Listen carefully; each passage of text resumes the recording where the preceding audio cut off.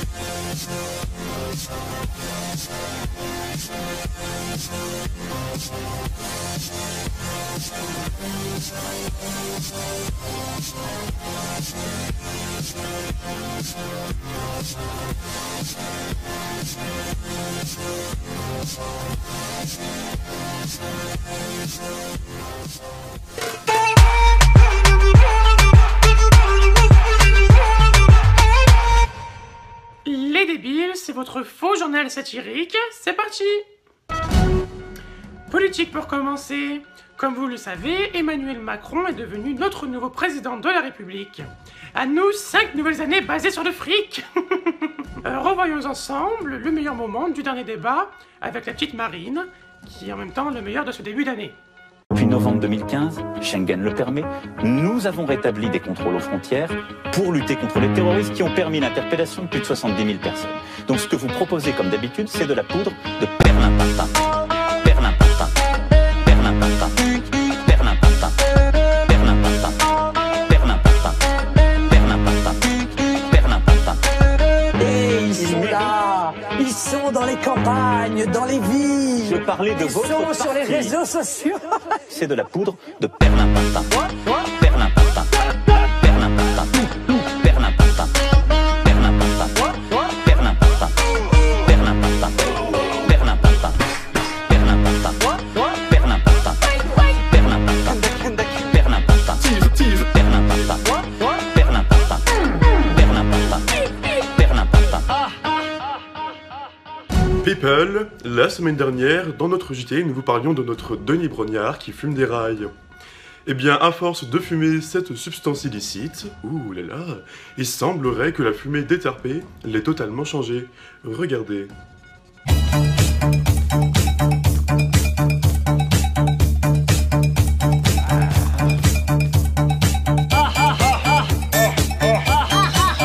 Et oui, Denis a décidé d'essayer la chirurgie esthétique et est devenu une copie de Shrek. Il semblerait que la couleur verte lui soit montée à la tête.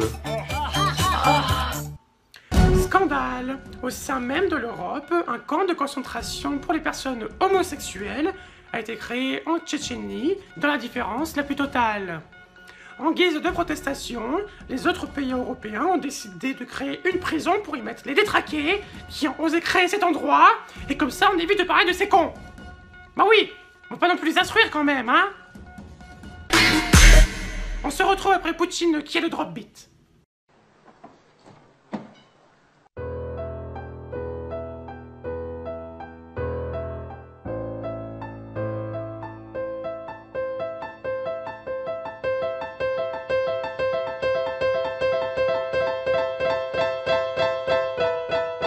Guess who's back?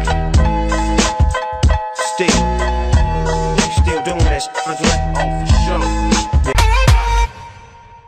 People, elle représente un tout autre symbole, car la fille du prince William et de Kate Middleton, la petite Charlotte, fête ses 2 ans. Il nous a envoyé un faire-part, on regarde. On verra si d'ici son règne, la royauté sera toujours d'actualité. Elle a peut-être des liens avec Mélenchon, qui sait? D'hiver, elle aussi c'est une nouvelle rebelle, car Marion Maréchal Le Pen a décidé de quitter le monde politique et d'aller vivre en Afrique. Et oui, la petite Marion nous avait pas dit qu'elle aimait les grosses bites. Bon, j'avoue, c'était une blague assez facile, hein. Mais qu'est-ce que tu fais, Yann? Ah, excuse-moi Anne-Claire, c'est juste que ça sentait trop le racisme. Mais là maintenant c'est parti. On se retrouve après Jamie. Grâce à Bob, l'éponge Zizi est très dure. C'est naturel. Naturel. J'ai envie de le pisser, puis de le sur Canal+. Alors, condense. Alors, condense. La prochaine information vous est offerte par...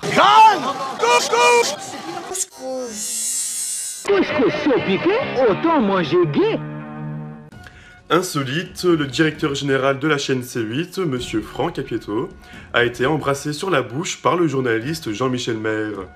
Eh bien, ce baiser l'a totalement bousculé et il a annoncé subitement sa volonté de changer de métier. Et oui, Franck a décidé de se lancer dans la gastronomie pour vos papilles. On vous recommande le plat favori de Franck Apieto, les pâtes au pesto. Festival de Cannes, et oui, notre cher festival de 7e art, bien de chez nous, fête cette année ses 70 ans. Et attention, pour votre santé mentale, merci de visionner au moins un film et un roman par jour. Ceci était un message du ministère de l'Éducation, de la Santé et des Sports, et de Brigitte Macron. ah oui, c'est vrai que pour elle, l'éducation et la culture sont ses priorités. D'ailleurs, ce message m'arrange parce que j'avais rien d'autre à déclarer, hein. Merci pour ton interventionnisme, Brigitte. Insolite, restons du côté de la Méditerranée, car à Marseille, des godemichis ont semé la panique sur le Vieux-Port. Et oui, apparemment, ils demandent plus de reconnaissance pour leur dur métier, c'est-à-dire élargir les voies impénétrables. D'ailleurs, Yann, j'y étais, j'en ai récupéré. J'en ai un ici. Tu le veux, l'ami? C'est gratuit. Cette émission est maintenant finie. On se quitte avec un poulet qui a réussi à s'échapper d'un KFC et qui a trouvé sa nouvelle destinée. C'était tout pour l'info. Abonnez-vous et rejoignez notre page Facebook. Et rendez-vous en septembre.